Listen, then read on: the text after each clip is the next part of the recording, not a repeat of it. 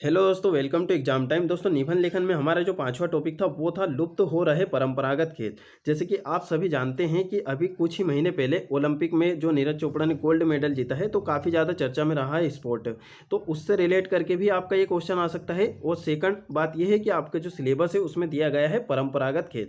तो अब परंपरागत खेल को वर्तमान के खेल से किस प्रकार से आप लिंक करके लिख सकते थे, क्योंकि परंपरागत खेल को उन्हीं रूपों में अभी वर्तमान के समय में अपनाना तो पॉसिबल नहीं है। बाकी हम क्या कर सकते हैं कि कुछ परिवर्तनों के माध्यम से पुराने जो हमारे खेल हैं उन्हें यहाँ पर अभी अपना सकते हैं। जैसे कि आपने देखा होगा, एथेंस यूनान में ओलंपिक कब से चला आ रहा है, ठीक है। तो उसे अभी भी आज भी खेला जा रहा है, 4 वर्षों के गैप में आज भी उसे जीवित रखा गया है। तो इसी प्रकार से हम भी भारत में क्या कर सकते हैं कि हमारे जो पुराने जो खेल हैं उन्हें हम आज भी जीवित रख सकें, और जो आज की जो नई पीढ़ी है उन्हें बता सकें कि जो पुराने खेल हैं वो किस प्रकार से महत्व थे, उनका किस प्रकार से महत्व था, किस प्रकार से आपके लिए वो लाभदायक थे। ठीक है दोस्तों, तो हम इसे बिल्कुल करंट से लिंक करके यहाँ पर लिखने का प्रयास हमने यहाँ पर किया है। और बाकी जिन्होंने भी अभी निबंध लिखे हैं तो उनके अभी हमने यहाँ पर अभी निबंध चेक नहीं किए हैं, तो शाम तक उनके निबंध यहाँ पर चेक हो जाएंगे। और हमारा जो एक टॉपिक अभी छूट गया है तो उसे भी हम यहाँ पर कर लेंगे, जो कि था हमारा आधुनिकरण और भारत। तो वो काफ़ी ज़्यादा अच्छा निबंध लिखा है बहुत लोगों ने, और आप उससे अपने हिसाब से भी यहाँ पर लिख सकते हो। तो ये जो निबंध है दोस्तों, इसे आप करंट से लिंक करके किस प्रकार से लिख सकते हैं, तो आइए देखिए। जैसे कि मैंने यहाँ पर लिखा है, और जिन्होंने ये निबंध अभी तक नहीं लिखा है तो आप यहाँ से नोट कर सकते हैं। देखिए, लुप्त हो रहे परंपरागत खेल। तो हमें जो हमारे जो भारत है उसमें यहाँ पर कई सारे जो खेल हैं वो प्राचीन खेल हैं, ग्रामीण अंचलों में खेले जाते थे। और अभी क्या है, अभी ऐसा ज़माना आ गया है जैसे कि वीडियो गेम वगैरह इनमें मतलब कि घंटों हम यहाँ पर समय व्यतीत कर देते हैं, जो छोटे छोटे बच्चे वगैरह रहते हैं। तो अभी यहाँ पर क्या कंडीशन है, क्या चुनौतियाँ हैं, किस प्रकार से हम उसका समाधान खोजेंगे, तो हमने यहाँ पर लिखने का प्रयास किया। देखिए, मैंने यहाँ पर जो शुरुआत की है बहुत ही शानदार कोटेशन से यहाँ पर शुरुआत की है, और ये बिल्कुल यूपीएससी लायक का आपको निबंध यहाँ पर दिखाई देगा, क्योंकि यूपीएससी में अगर इस प्रकार का निबंध आता है, अगर आप ये लिखते हो तो काफ़ी ज़्यादा नंबर आपको यहाँ पर मिलेंगे। तो देखिए, जैसे कि मैंने यहाँ पर किस प्रकार से शुरुआत की है कि अगर सिल्वर जीती तो आज नहीं तो कल लोग तने भूल जावेंगे, गोल्ड जीती तो मिसाल बन जाएगी, और मिसाल दी जाती है बेटा भूली नहीं जाती। तो ये दंगल मूवी का डायलॉग है, तो वही मैंने यहाँ पर लिख दिया है। अब देखिए, इस डायलॉग को मैं किस प्रकार से यहाँ पर लिंक करने का यहाँ पर प्रयास करता हूँ। ठीक है, तो इसी प्रकार से आप यहाँ पर लिखने का प्रयास कीजिए। देखिए, जैसे पहला पैराग्राफ है कि यह कथन एक मूवी के परिप्रेक्ष्य में है, जहाँ एक पिता अपनी बेटी को एक कोच की तरह ट्रेन करते हैं और खेलों के प्रति उनके उत्साह को बढ़ाने का प्रयास करते हैं, क्योंकि वो जानते हैं कि वर्तमान में बच्चों का रुझान पारंपरिक खेलों से एकदम हट सा गया है। दंगल मूवी में आप देखोगे तो उन्हें वहाँ पर कुश्ती लड़ने के लिए वहाँ पर उनके जो पिताजी हैं उन्हें प्रेरित करते हैं। क्यों करते हैं? क्योंकि कुश्ती देखो तो बहुत ही प्राचीन खेल है, ठीक है। तो वहाँ पर वो जानते हैं कि अभी जो जैसे कि वर्तमान के जो खेल हैं, अगर इनमें अगर बच्चे उलझ गए तो उनका शारीरिक मानसिक जो विकास है वो अवरुद्ध हो जाएगा, यानी रुक जाएगा। अब देखिए, जैसे कि मैंने यहाँ पर करंट की घटना से भी थोड़ा सा यहाँ पर लिंक करा है। तो दोस्तों, आप इस प्रकार से यहाँ पर करंट की घटनाओं को लिंक कर सकते हैं, यानी कि एकदम से ऐसा ना दिखाई दे कि ये बिल्कुल अलग अलग वाला पैराग्राफ यहाँ पर आ गया है। तो उससे थोड़ा सा यहाँ पर आपको कुछ भी करके जो लिंक वाले जो पॉइंट हैं उन्हें लिखकर बिल्कुल मैच कर देना है। देखिए, अभी हाल ही में ओलंपिक में गोल्ड मेडल जीतने वाले नीरज चोपड़ा भारत के लाखों युवाओं के यूथ आइकन बनकर उभरे हैं, जिससे समाज में भी कई परिवर्तन होंगे। परंतु उससे पहले हमें जानना होगा आखिर भारत में खेलों का क्या महत्व रहा है, खेलकूद हमारे जीवन में क्यों आवश्यक है। ठीक है, तो इस प्रकार से आप करंट की घटनाएं मूवी को भी हमने यहाँ पर लिंक कर दिया है। और नेक्स्ट पैराग्राफ है कि हम देख रहे हैं कि आधुनिकता की दौड़ में शहर में पारंपरिक खेल लुप्त से हो गए हैं, और आज बच्चों का देखिए, हम यहाँ पर पूरी समस्या वगैरह सब यहाँ पर बताएंगे। वीडियो गेम, कार्टून, प्रोग्राम तथा एनिमेटेड फिल्मों की तरह रुझान बढ़ता जा रहा है। समाज में परंपरागत खेल तो इस प्रकार से लुप्त हुए हैं कि आजकल के बच्चे उनके नाम और नियम तक नहीं जानते हैं। ठीक है, किसी किसी को अगर नाम पता भी है तो नियम पता नहीं है। उसके बाद में यहाँ पर नेक्स्ट पैराग्राफ है कि टीवी पर आने वाले कार्टून फिल्मों, बच्चों के धारावाहिकों की पकड़ मजबूत होने से बच्चों का रुझान पारंपरिक मानसिक शारीरिक क्षमता में वृद्धि करने वाले खेलों से एकदम हट सा गया है। एक समय था जब गर्मी की छुट्टियां शुरू होते ही पारंपरिक खेलों की बहार सी आ जाया करती थी। आज भी ग्रामीण अंचलों में आप जाकर देखोगे तो वही पारंपरिक खेलों को ज़्यादा महत्व यहाँ पर दिया जाता है, क्योंकि आज भी कुछ गांव ऐसे हैं जो ऐसे जो धारावाहिक हैं इन पे यहाँ पर ध्यान नहीं देते, क्योंकि बहुत सारे जो बच्चे हैं वो खेतों में जाते हैं, तो वहाँ पर टीवी वगैरह तो वहाँ पर लेकर नहीं जा सकते, बाकी मोबाइल वगैरह आ गया है। पर आज भी वहाँ पर आप ग्रामों में देखोगे तो यही पारंपरिक खेल आज भी जीवित हैं। उसके बाद में ग्रामों में खेले जाने वाले खेल कबड्डी और कठिया, अंटाई, डंडा, गुल्ली डंडा, चोर सिपाही, कुश्ती, हमने यहाँ पर देखिए ऐसे तो ढेर सारे खेल हैं, हमने यहाँ पर कुछ ही खेलों के यहाँ पर नाम लिखे हैं। आदि न जाने कितने खेल प्रचलित थे। बिना व्यय वाले इन सर्वसुलभ खेलों में जितना शारीरिक व मानसिक विकास होता था उतना आज के बेहद खर्चीले खेलों में शायद ही हो पाता है। देखिए अभी क्या हुआ है, खेलों का व्यवसायीकरण यहाँ पर हो गया है। अगर आपको मोबाइल में कोई सा अगर वीडियो गेम यदि खेलना है तो आपको उसके लिए यहाँ पर परचेस करना होगा या फिर मोबाइल में डाटा यहाँ पर डलाना होगा। बाकी जो पुराने जो दोस्तों खेल होते थे उनकी ये भी एक यहाँ पर खासियत हुआ करती थी कि इन्हें बिना व्यय के यहाँ पर खेला जाता था। आप देखोगे कि जो क्रिकेट होता है, क्रिकेट के लिए जो गांव में है एक डंडा वहां पर ले लेते हैं और कपड़े की गेंद बना के ही वहां पर खेलना स्टार्ट कर देते हैं। तो इतना ज़्यादा कोई व्यय नहीं होता है। अगर गेंद भी लेने जाए तो 25 से 30 रुपए की वहां पर गेंद आ जाती है। बैट भी अगर लेने जाते हैं तो ज़्यादा से ज़्यादा 100 या 150 रुपये का बैट आ जाता है। यानी कि इतने कम खर्चे में पूरा समूह के साथ एक टीम वर्क के साथ वहाँ पर खेला जाता है क्रिकेट। और भी बहुत सारे खेल हैं तो उनमें व्यय भी बहुत कम होता था। उसके बाद में वहाँ पर आपका जो शारीरिक मानसिक विकास भी होता था। उसके बाद में आपको पर्यावरण से मिलजुल कर रहने का भी वहाँ पर जो प्रेरणा मिलती थी। उसके बाद में आपका जो टीम वर्क है वो भी बढ़ता था। ठीक है, शारीरिक व मानसिक विकास होता था और उनका आज बेहद खर्चीले खेलों से शायद ही हो पाता है। ठीक है, तो अभी के जो वर्तमान के खेल है काफ़ी ज़्यादा यहाँ पर खर्चीले हैं। तो हम यहीं पे क्या है थोड़ी सी समस्या और थोड़ा सा यहाँ पर निदान बताने की यहाँ पर कोशिश करेंगे लास्ट में।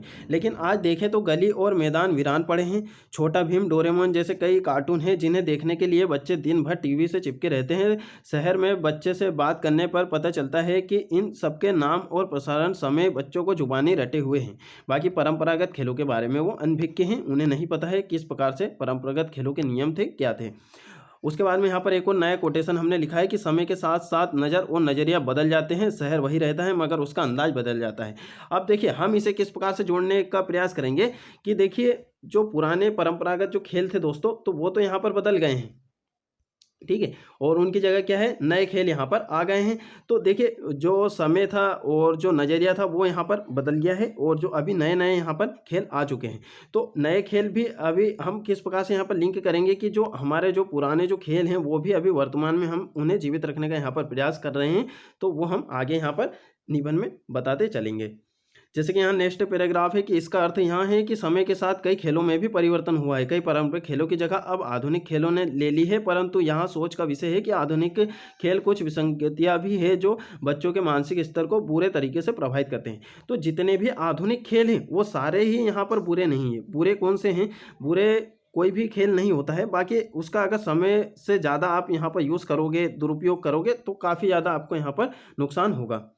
उसके बाद में यहाँ पर देखा जाता है कि बच्चे जो इलेक्ट्रॉनिक डिवाइस के माध्यम से विभिन्न खेलों का आनंद ले रहे हैं, यहाँ उन्हें तनाव, हम यहाँ पर थोड़ी सी जो वो खेल हैं उनके यहाँ पर थोड़ी सी यहाँ पर समस्याएं बता रहे हैं कि चिंता, अकेलापन आदि समस्या से मस्तिष्क में कई तरह के विकार उत्पन्न कर रहे हैं। यदि परंपरागत खेलों की बात की जाए तो वहाँ समूह में होते थे जिससे बच्चों में टीम भावना का विकास होता था, साथ ही वहाँ शारीरिक मानसिक रूप से हमेशा स्वस्थ रहता था। ठीक है, और आज देखोगे तो कई नई नई तरीके की यहाँ पर बीमारियाँ उत्पन्न हो रही है। उसके बाद में आज की बात की जाए तो अभिभावक भी अपने बच्चों को धूप बारिश में बाहर खेलने जाने नहीं देते हैं, या यूं कहें कि एक कमरे में सिमट कर रह गए हैं। अब तो शहर के बच्चे पारंपरिक खेलों के नाम तक नहीं जानते हैं। जैसे कि हमने पहले बताया था कि नाम और नियम तक पता नहीं है। अगर खेलों के नाम पता है तो नियम पता नहीं है। यहाँ आधुनिकता की अंधी दौड़ का नतीजा है। आज बच्चे एक दूसरे की भावनाओं को समझने में सक्षम नहीं है। वो एक दूसरे की भावनाओं को नहीं समझते हैं, वो सिर्फ ये चाहते हैं कि मुझे बस जीतना है। एक दूसरे में होड़ लगी रहती है, मुझे सिर्फ जीतना है। ठीक है, तो अगर आप अकेले ही गेम खेलोगे तो आपको यही आपका जो विकास है इसी प्रकार से यहाँ पर होगा कि मुझे जीतना है, जीतने की भावना जागेगी। ये नहीं होगा कि सभी साथ में मिलकर टीम का विकास करे, उसके बाद में उसमें एक लीडरशिप आए और पूरे समूह को लेकर चले, इस प्रकार की भावना उसमें विकसित नहीं हो पाएगी। आज बच्चे एक दूसरे की भावनाओं को समझने में सक्षम नहीं है। भले ही बच्चों का मानसिक रूप से विकास हो रहा है, परंतु शारीरिक रूप से उनका विकास ठीक ढंग से नहीं हो रहा है। शहरों में अपार्टमेंट का बनना भी एक कारण है, जैसे कि अपार्टमेंट वगैरह हैं, कई जगह कॉलोनियाँ कट जाती है खेतों में, उसके बाद में मैदान नहीं बनाए जा रहे हैं, जिससे मैदान गायब होते जा रहे हैं। तो ये भी एक समस्या है। यानी कि समस्या से तो देखी जाए तो ढेर सारी है, हम यहाँ लिखने को तो ढेर सारी लिख सकते हैं, बाकी हमारे पास शब्द की भी लिमिट रहती है और हमें कम शब्दों में ज़्यादा बातें हमें यहाँ पर बतानी होती है। परंपरागत खेलों की तरफ फिर से लौटना तो वर्तमान समय में एक तीखी और टेढ़ी खीर है। अब देखिए तीखी खीर कैसे है। तीखी खीर ऐसे है, या अभी मान लो आप किसी भी व्यक्ति से कहो कि चलो गिल्ली डंडा का खेल खेलते हैं, या फिर कोई भी जो जैसे कि नौकरी में है कोई भी व्यक्ति, अगर उनके बच्चे को यदि कहा जाए कि चलो गिल्ली डंडा खेलते हैं, तो वो क्या करते हैं, इन खेलों पर नाराज़गी जताते हैं, वो नहीं खेलने देते हैं इस प्रकार के खेल। ठीक है, उसके बाद में यहाँ पर टेढ़ी भी खीर है।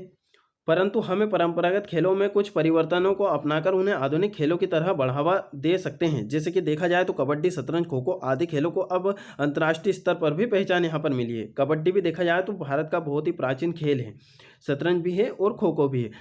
इसी तरह ढेर सारे अनेक खेल हैं और जिनको अभी अंतर्राष्ट्रीय और राष्ट्रीय स्तर पर पहचान मिलती जा रही है। सरकार के द्वारा भी खेलों को बढ़ावा देने हेतु कई कार्यक्रम और पुरस्कार योजनाएं चलाई जाती है। अभिभावकों को भी अपनी जिम्मेदारी निभानी चाहिए और अपने बच्चों को क्रिकेट, कबड्डी, शतरंज, खो खो, निशानेबाजी आदि खेलों के प्रति सहयोग समन्वय बनाना चाहिए। इनके लाभ से बच्चों को अवगत कराना चाहिए। ठीक है, तो इनके लाभ आप बताओगे तभी तो बच्चे इन खेलों को खेलने के लिए वहाँ पर प्रेरित होंगे। क्योंकि परंपरागत खेल देखे जाए तो प्राकृतिक पर्यावरण से बच्चों का समन्वय स्थापित करते थे। प्राकृतिक पर्यावरण से भी बच्चों का समन्वय स्थापित यहाँ पर किया जाता था। और इसी प्रकार खेलों का महत्व केवल शारीरिक मानसिक विकास तक सीमित नहीं है, यहाँ राष्ट्रीय अंतर्राष्ट्रीय स्तर पर पहचान दिलाने का भी कार्य करता है। ठीक है, राष्ट्रीय और अंतर्राष्ट्रीय स्तर पर भी पहचान दिलाने का एक अच्छा माध्यम है और अनेक अवसर प्रदान करता है। कुछ देशों में कार्यक्रमों और त्योहारों के आयोजन पर स्पोर्ट और खेल गतिविधियां आयोजित की जाती है। उदाहरण के तौर पर आप देखोगे प्राचीन यूनान के ओलंपियाड को सम्मान प्रदर्शित करने के लिए ओलंपिक खेलों का आयोजन किया जाता है। अब इन्होंने क्या करा है, अपना जो प्राचीन खेल है उसे भी यहाँ पर बनाए रखा है और इसको अब अंतर्राष्ट्रीय स्तर पर उन्होंने पहचान दिलाई है। इसी प्रकार भारतीय परंपरागत खेलों के अस्तित्व को बनाए रखने हेतु तो आवश्यक है कि प्राचीन खेलों के प्रति राष्ट्रीय स्तर पर प्रयास हो, साथ ही उन्हें कुछ परिवर्तनों के साथ वर्तमान में अपनाया जाए। जैसे मध्य प्रदेश में देखिए, हमने यहाँ पर एक और उदाहरण दिया है, मध्य प्रदेश में मल्लखम्ब को राजकीय खेल घोषित किया गया है। अब इसे राष्ट्रीय और अंतर्राष्ट्रीय स्तर पर भी जाना जाता है। तो हमने इस प्रकार से दोस्तों यहाँ पर यह निबंध लिखा है। तो देखिए, हमने यहाँ पर लास्ट में मध्य प्रदेश का भी संदर्भ यहाँ पर दे दिया है। देखिए, राज्य क्या कर सकते हैं, राज्य ये भी कर सकते हैं कि जो वहाँ के जो परंपरागत खेल है, जिन जिन राज्यों के जो परंपरागत खेल हैं, उसमें से किसी एक खेल को आप राजकीय खेल घोषित कर सकते हो।